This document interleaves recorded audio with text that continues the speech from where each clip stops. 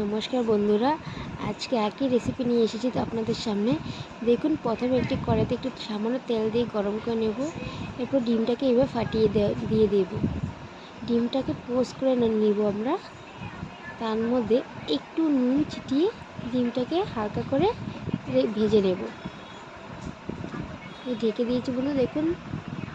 এরপরে ডিমটাকে এভাবে পাল্টে দিয়ে দিতে হবে।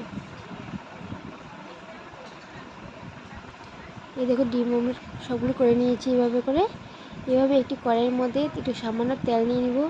এরপরে তেজপাতা আর পেঁয়াজ কুচি দিয়ে দিয়েছি। পেঁয়াজটাকে হালকা লাল করানো অবধি ভালো করে ভেজে নিতে হবে। এখানে পেঁয়াজ কুচিটা একটু বেশি লাগবে, আপনারা আপনাদের অনুযায়ী দিয়ে দেবেন। একটু নুন দিয়েছি, দিয়ে ভালো করে নাড়িয়ে নিলাম। এরপর আধা চামচ আদা বাটা, 1 চামচ কাঁচা লঙ্কা বাটা, আপনার ঝাল আপনাদের অনুযায়ী দিবেন। এরপর ভালো করে নাড়িয়ে নেবেন। এরপর একটি বাটির মধ্যে এখানে হলুদ, সামান্য কাশ্মীরি লঙ্কার গুঁড়ো দিয়ে সামান্য একটু জল দিয়ে ভালো করে মিশিয়ে দিয়ে দিয়েছি এটার মধ্যে। এরপরে এটাকে ভালো করে পেঁয়াজটার সাথে নাড়িয়ে নেব।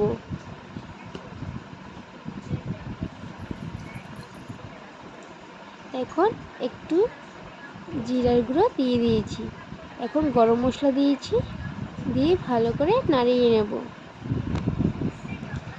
আপনারা বন্ধুরা এই রেসিপিটা বাড়িতে যখন তখন ছটপট করে বানিয়ে নিতে পারবেন বন্ধুরা, খেতেও অনেক ভালো লাগে। আপনারা একবার ট্রাই করে দেখবেন বন্ধুরা। এরপর বন্ধুরা একটু সামান্য পরিমাণে একটু জল দিয়ে দেব। জল দিয়ে ভালো করে নাড়িয়ে নেব।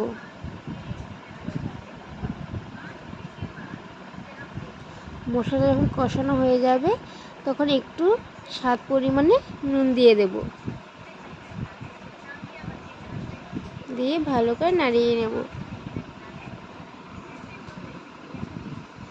সামান্য পরিমাণে চিনি দেব, দিয়ে নাড়িয়ে নিলাম। দেখুন বন্ধুরা, মশলাটা ভালো করে কষানো হয়ে গেছে। এরপরে সামান্য পরিমাণে জল দিয়েছি, দিয়ে ভালো করে নাড়িয়ে নিয়েছি।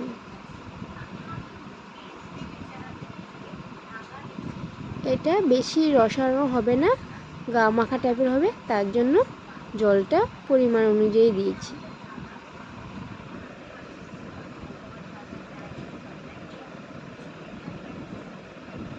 এরপর একটু ঢেকে দিলাম। এরপর দেখুন, ঢাকনা উঠে দেখুন, যখন এইভাবে নিয়ে উঠবে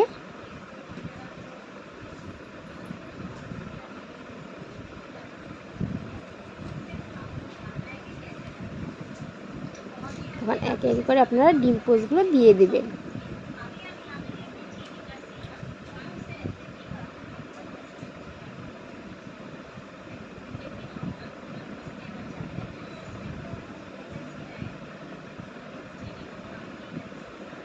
এরপরে স্লাইস করে কেটে রাখা টমেটোগুলো তার উপর দিয়ে দেব, দিয়ে অল্প টাইম নাড়িয়ে নেব।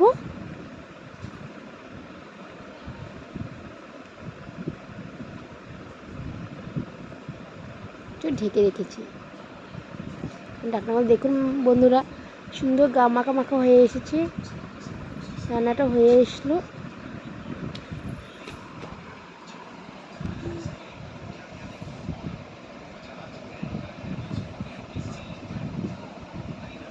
হয়ে গেছে বন্ধুরা, আমি গ্যাস অফ করে এভাবে একটি পাত্রের মধ্যে নামিয়ে নিলাম।